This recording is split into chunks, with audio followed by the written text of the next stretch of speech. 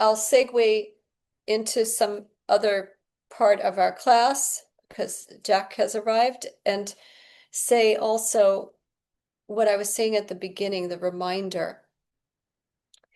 When we work with meditation, things happen, and yet we work with ourselves to not do it because we want something to happen. But we have this very human part of ourselves that's like, but I want to change. And there's nothing wrong with this. Like I said, that it is a lot of times what draws people into meditation. Most of the time people aren't just like, oh, I just want to learn to meditate because I want to become enlightened. It's like, please help me, I'm suffering and I want to come out of this suffering. With that said, it's very important when we meditate to know there's something called emptiness, right? And sometimes when we first drop into meditation, we might have like Pema Chodron calls it like I think it's called striking emptiness. That when you first sit, you might have a moment of like Eckhart Tolle. I was maybe mentioning it last week. I was definitely talking to Jack about it, maybe even this morning. Oh, I was talking to my friend last night about it. But he'll say, we have these moments of enlightenment. If you think about it, if you have an animal that you love, you might think like, what? But when you see that animal, you usually forget everything for a split second. And you're just like in this like, and there's no intellectual thing going on thinking, oh, the animal's judging me. Do they love me enough today? Are they looking at me wondering why I look the way that I look? Or there's nothing like that because it's pure. So it's easy to drop into that feeling, right? Of like, so when we come into meditation, we sometimes have these experiences, like micro experiences of just letting go. Right?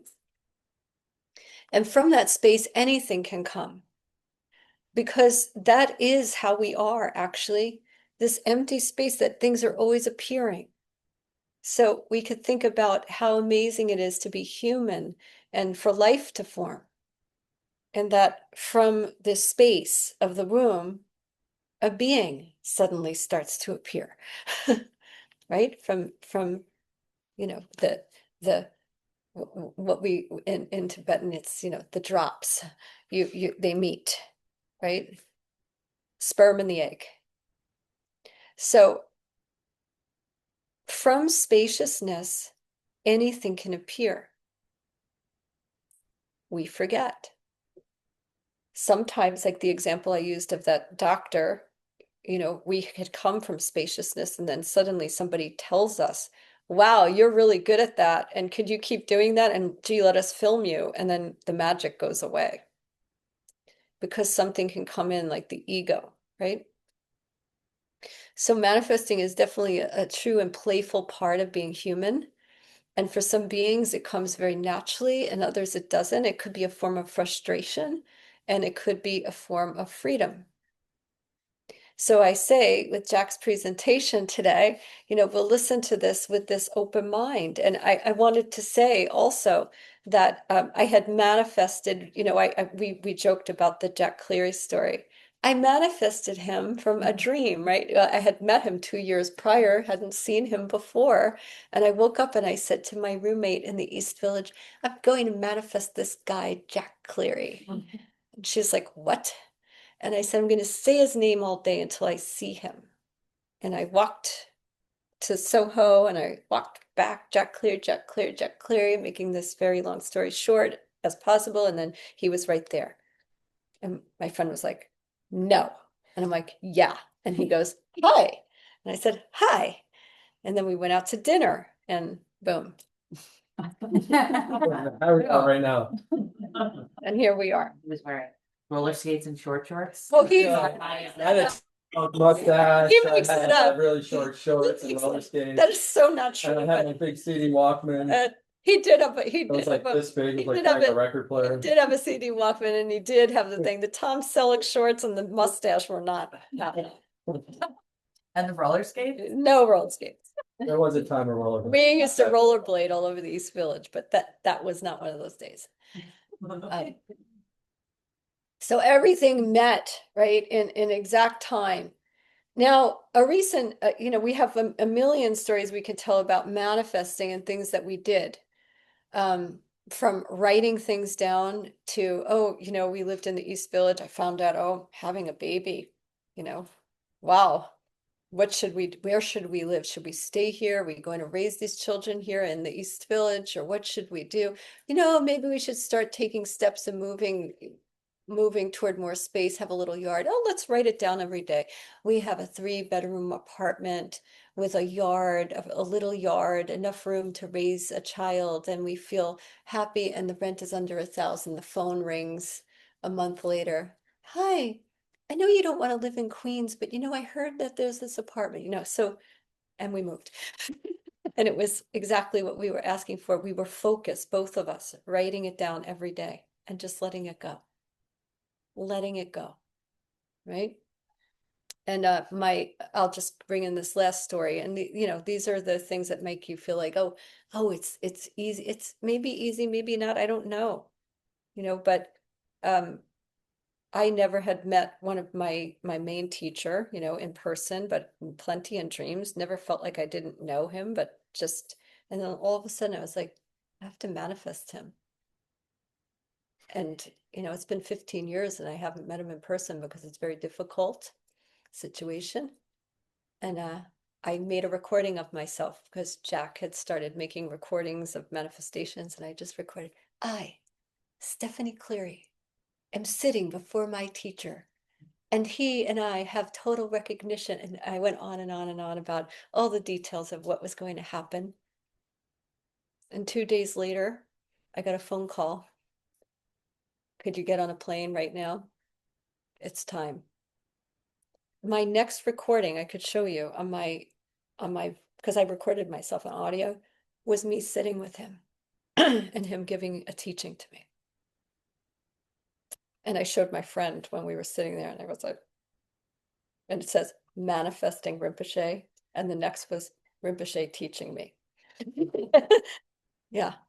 So we have this way about, being in this amazing space of knowing emptiness and knowing that anything can arise from it. Why don't I have $1 million? And, you know, I'll be honest, I don't sit around trying to manifest it. I don't say like I have 1 million. I don't know. I'm very careful with it, meaning careful, meaning I want it to benefit beings, whatever I'm doing. And maybe back when I was in my 20s, manifesting Jack was part of that picture. And maybe I didn't even know that. And I didn't even know why I was trying to manifest this guy. Because I was like, I'm never getting married. I'm never having children. I was walking around saying that too. But something shifted. So back to space, spaciousness is the key. I'm handing it over to Jack because we have a limited amount of time since he took a break from work to come. But he was like, I want to talk to them about other parts of this story.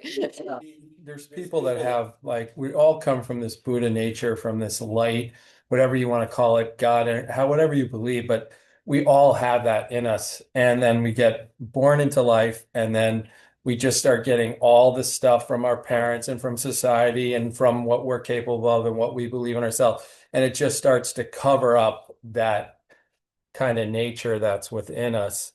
And so there's some people that have less stuff in the way, and it depends what you're manifesting versus some people might have more opening towards manifesting a relationship. Some people might have more openness in terms of their conditioning towards manifesting money. It could be all over the place.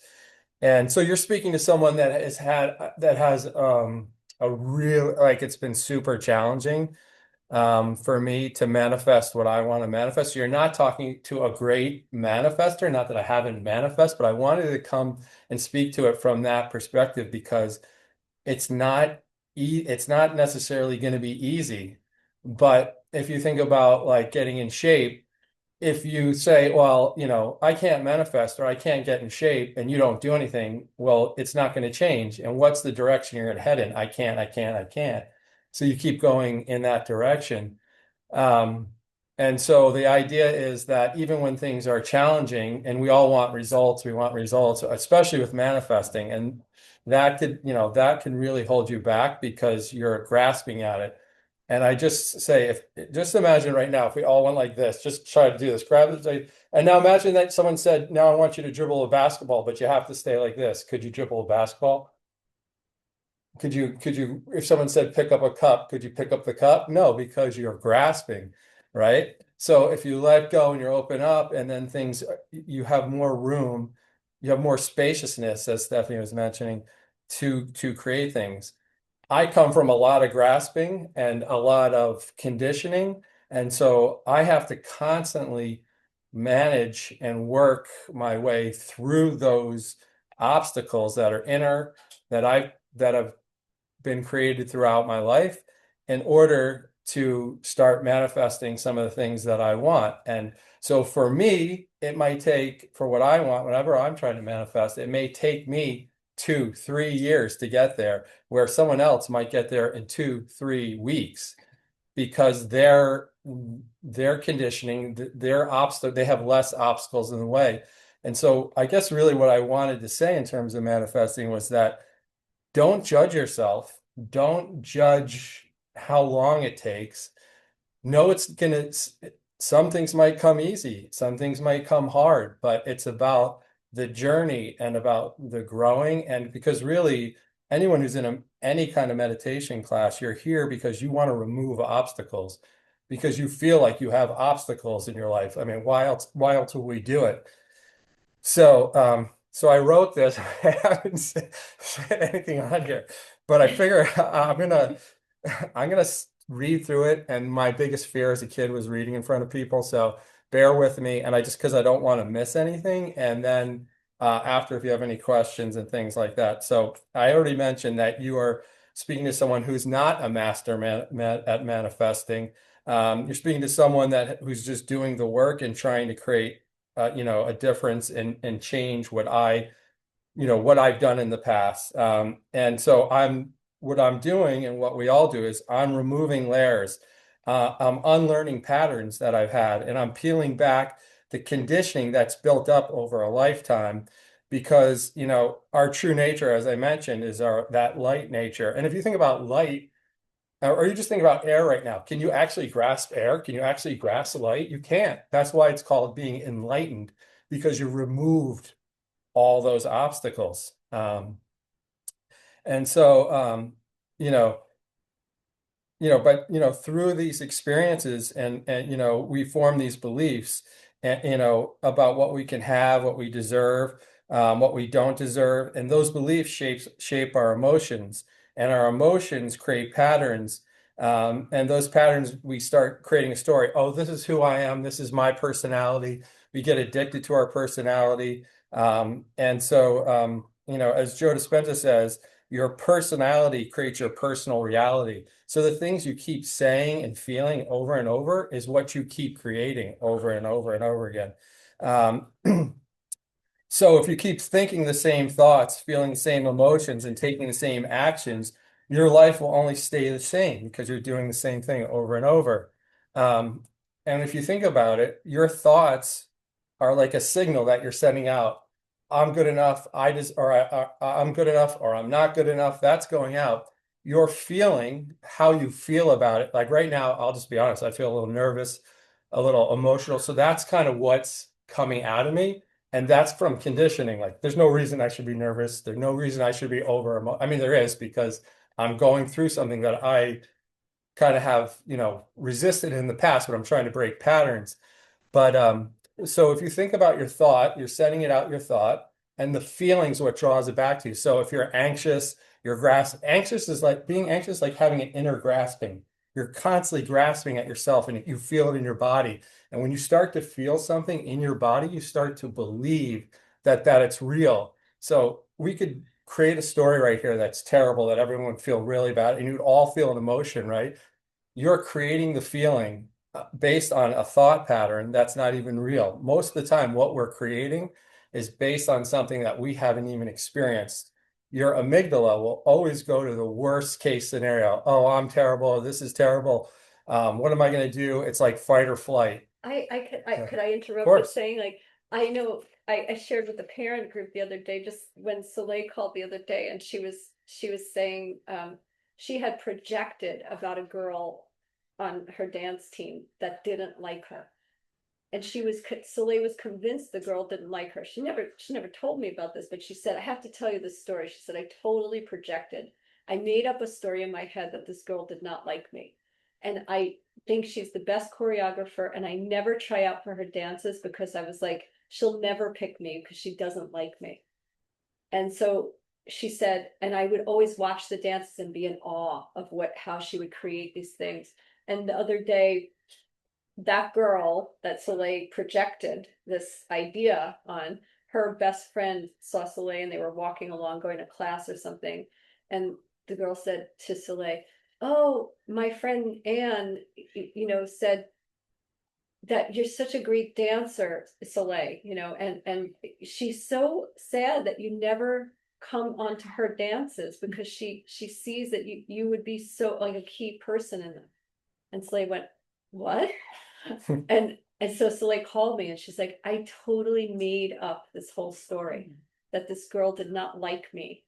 And it wasn't anything close to the truth. And her best friend was like, yeah, she always wishes that you would have tried out. And she always felt like, maybe you didn't want to be maybe you didn't think her dances were good or whatever. There was this thing going on, creating stories. So I just feel like Yeah, no, and I would say that because Soleil created that story, it prevented her from having an experience that she could have had. And so, she did have the divine intervention or the synchronicity where the person was able to communicate that, where she could see clearly that she had created that, that situation, and that if she had had if she had had a more open kind of perspective on it, maybe she would have learned that earlier and maybe she would be dancing with that person. So it's definitely these kind of thoughts you put out is what you create, right? And it's the feeling. The feeling's what elevate an elevated emotion. Like if we talk about if you could manifest what you wanted, if you could have how would you feel? Would you feel happy? Would you feel relieved? Would you feel grateful? Those are elevated emotions. Those emotions are the ones that draw in what you want. It's the lower emotions, the fear, the anxiety that push you away from what you want. It doesn't mean that if you have a certain karma or a certain thing that you can still break through even when you're having anxiety. I'm a person that has a lot of anxiety, so I have to work through it. And sometimes things manifest even when I'm having anxiety. But if you want to increase the choice or the possibilities of what can happen, you have to be working on your emotions and how you feel. Um, you know, and by the way, Jack is actually a really good manifest. Yeah, well, so belief systems shifting, working in well, progress. I think everyone's actually a good manifester. It's just we're in our way. And so I'll read some of this, and if we have to stop at a certain point. Basically, every feeling that you hold magnetically draws experiences back to you. Thoughts broadcast, feelings attract. But when your thoughts say, I'm abundant, and your emotions say, I'm scared, I'm uncertain, I'm not enough, and that's one of the things that I experience a lot. Your energy is out of alignment, right? Because I want to manifest thing, but but I'm feeling that way. And sometimes you can't control what you feel. So you may have to fake it till you make it, or you might have to say, I have to get up to 25 jumping jacks, or look like an idiot, or like roll around like a dog, or whatever it is to change the energy. I And want you to talk about that, what you eh, do, what you uh, do. well, I do many different things. Well, one thing I did is I started recording myself saying what I want to experience versus what my brain is now keeps telling me over and over again. So I literally would take abundant things or things that I want to manifest, and I'd say write out a list of 100, and I would record it. So every time my brain started going into the negative negative, I was like, why do I want to listen to this? It's like, it's like almost saying every time you listen to your negative brain, it's like saying you want to go to a movie that's going to depress you. And you're like, why do I keep doing it? Because I'm conditioned to do it. So my brain, my body just kind of feed off each other. So what am I going to do to combat that? One thing is I started recording myself saying what I wanted, not what I was afraid of. And I would put that on and listen to it. And I got it up to at least an hour of things that I want to manifest. So as soon as his negative brain would come in, he presses that recording and starts, I hear it all day. Right. Right. Just saying, Yeah. in the other room, like, oh. Or I'll just like, I got to go for a walk, or I have like weights. I'll just start doing weights, not because I want to get better shape, just because it's a different energy. And so I will constantly try to do things that will shift it. And sometimes it feels like when you get that emotional feeling in your body, it feels so draining, and you're like, it's like you're pulling yourself through. But if you can keep doing little things every time, just like getting in shape, you're going to get in shape over time, and it's going to have the resistance is going to be less.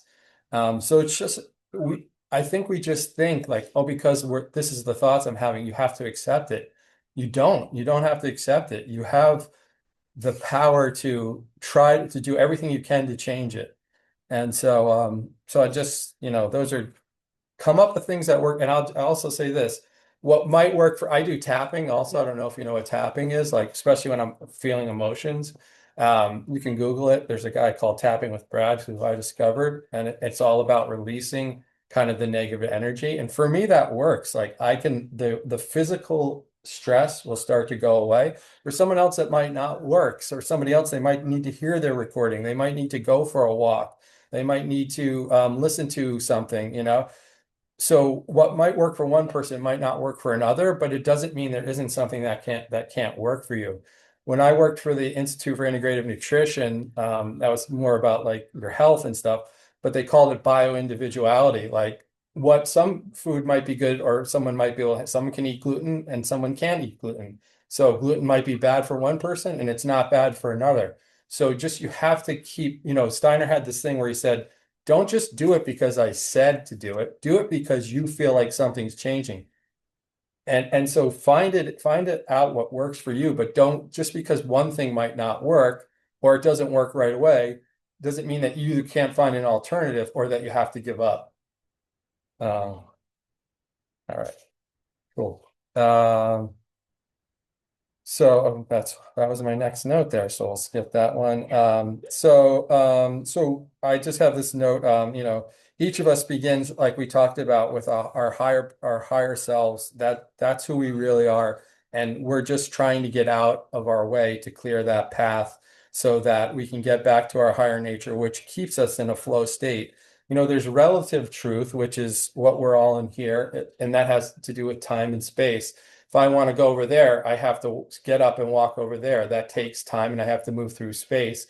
But then there's, ultimate reality, which is, some people call it the 5D world. Some people call it ultimate truth.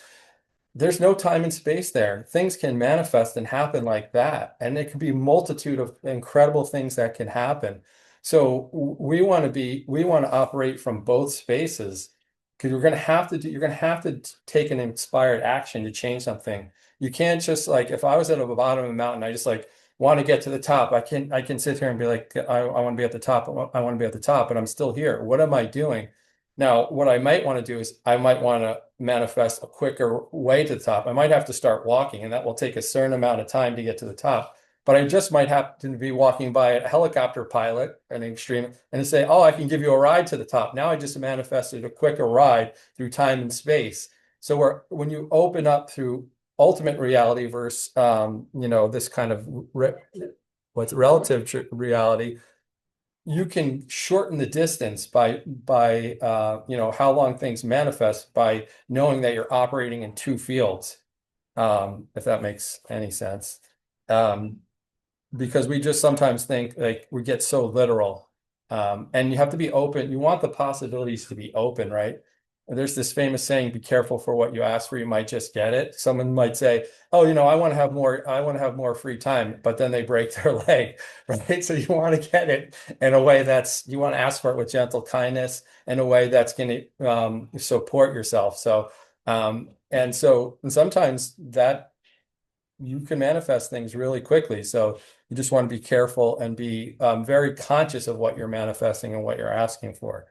Um, Is that what quantum leaping is? But Yeah, so quantum leaping is when you are taking, or you actually you can do an exercise where, there's this kind of quantum theory where there's many versions of your own life, right? And you can go and connect with that version that you want, that you've manifested as if maybe you had different conditions in your life, right? So you can quantum jump into that life and feel what it feels like. See, what the whole idea, it's the same thing.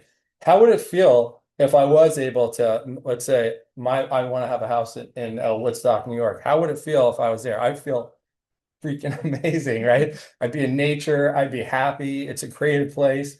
Like I can feel, and I'm even like, I'm like, I get emotional. It's like, it's like, but like I can feel it, right? And that's what's going to draw it towards me quicker. And that's like almost like a quantum jump, right? Because it's the feeling that's going out there, and we can experience what it feels like before we even have it, right?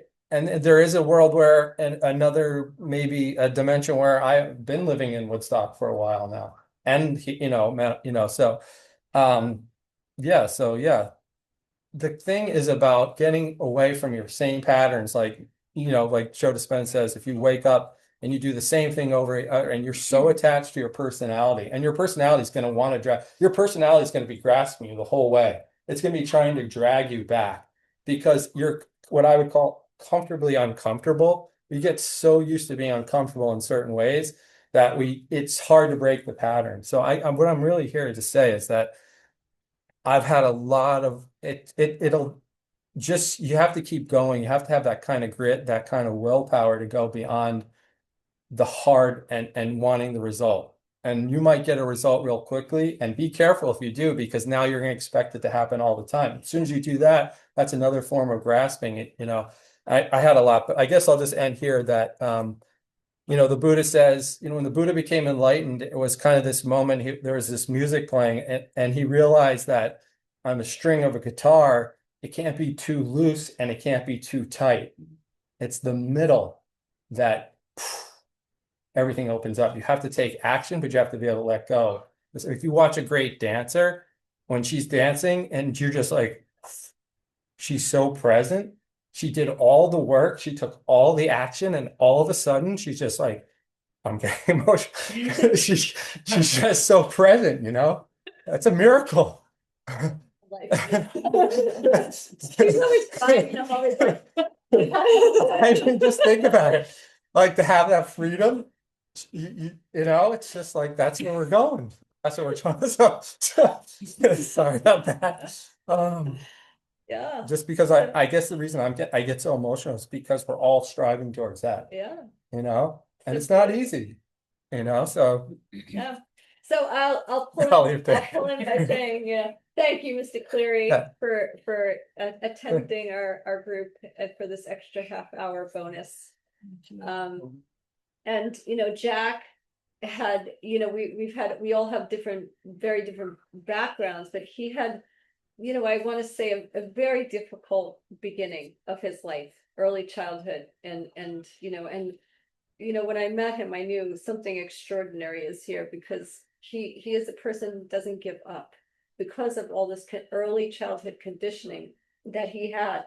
And so I just want to say that, he presents in a very humble way, but his presentation and his desire to be here and to want to bring this is because he's not in a state of let's say failure all the time. It's a very beautiful thing to watch somebody who has changed so much and gone beyond conditions, and is a real example of actually a very joyful human being who brings so much heart.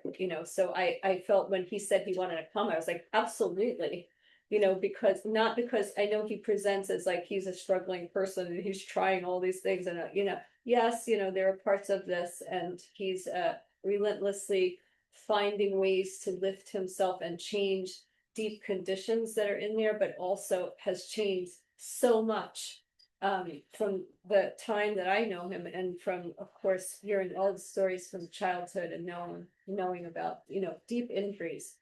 So I think it's a great thing to have a being come in, even though he's my husband. I could separate myself from that and just say, I recognize that this is a person who has done a lot of work, and he's a great example of actually being able to overcome, being stuck. So if we have these ideas that we are one way, we have learned, hopefully today, that it is not just that way. And I bring us back to this open space.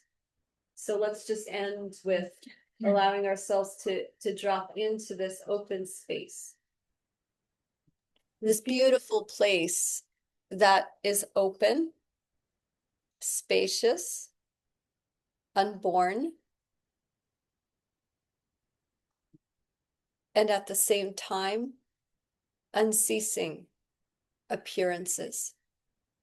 And when we start to learn how to navigate with our breath and our meditation, we learn that from that unborn, what starts to occur in this unceasing way is quite beautiful and no mistake. Even the things that arise as obstacles are gifts wrapped in a bow for us to uncover. So we'll allow ourselves to take a deep breath into that spaciousness. And as we breathe out into our world, whether it's chaotic or stressful or peaceful or whatever it is that we experience, know that it's an appearance that comes and goes as a gift. Take time to see it. And we'll allow ourselves to breathe in and then breathe out.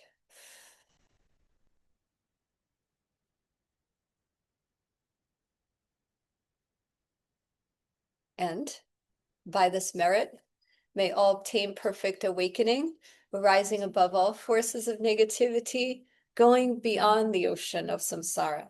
May we find liberation from the turbulent waves of birth, old age, sickness, and death. Thank you, everybody. Thank you, Jack. Thank you. Thank you for letting me do that. It was like a whole process for me. I'm so. It was so good.